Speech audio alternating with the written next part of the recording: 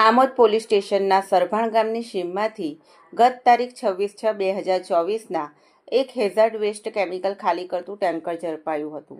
આ મામલે આમોદ પોલીસમાં ફરિયાદ નોંધાતા પોલીસે તપાસ શરૂ કરી હતી, જેમાં ટેન્કરમાંથી મળી આવેલ હેઝાર્ડ વેસ્ટની FSL તપાસણીમાં એસિડિક માત્રા જણાઈ આવી હતી. ગુજરાત પોલ્યુશન કંટ્રોલ બોર્ડની તપાસણીમાં પણ એસિડિક માત્રાનું પ્રમાણ બહાર આવ્યું હતું. GST બિલોની ચકાસણી કરાવતા સંપૂર્ણ ખોટા બિલ હોવાનું પણ બહાર આવ્યું હતું.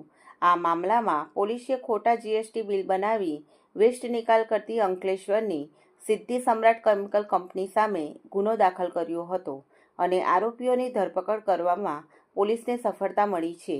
પોલીસ આરોપી અને સિદ્ધિ સમ્રાટ કેમિકલ કંપનીના માલિક ધવલ કંટારિયા, નિલેશભાઈ જમનાદાસ ભૂત તેમજ કેમિકલ વેસ્ટ ભરનાર જયંતિભાઈ જેસંગભાઈ ધામોર અને ટ્રક ચાલક આનંદભાઈ નટવરભાઈ પરમારની ધરપકડ કરી છે.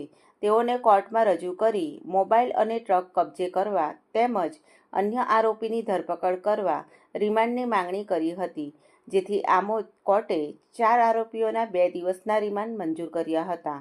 અલમાસ બાદશાહ, TPN ચેનલ, આમોદ.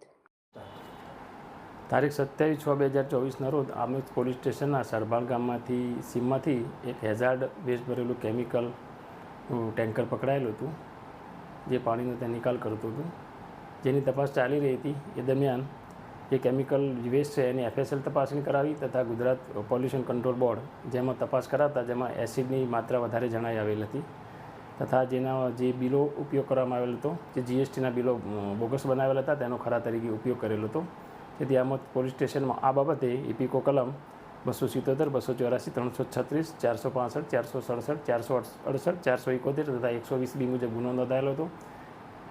જે ગુનામાં સંડોવાયેલ તો ધવલભાઈ કાંતિભાઈ કટારિયા, નિલેશભાઈ જમનાદાસ ભૂત, જયંતિભાઈ જેસંગભાઈ ગામોર તથા આનંદભાઈ નટવરભાઈ પરમાર ચારે તોમતદારની આ ગુનામાં ધરપકડ કરવામાં આવેલ છે તથા નાસ્તા પકડતા એક તોમતદાર છે તેની તપાસ હાલમાં ચાલુ છે અને આ ગુનાની આમોદ પોલીસ હાલમાં તપાસ ચલાવી રહી છે.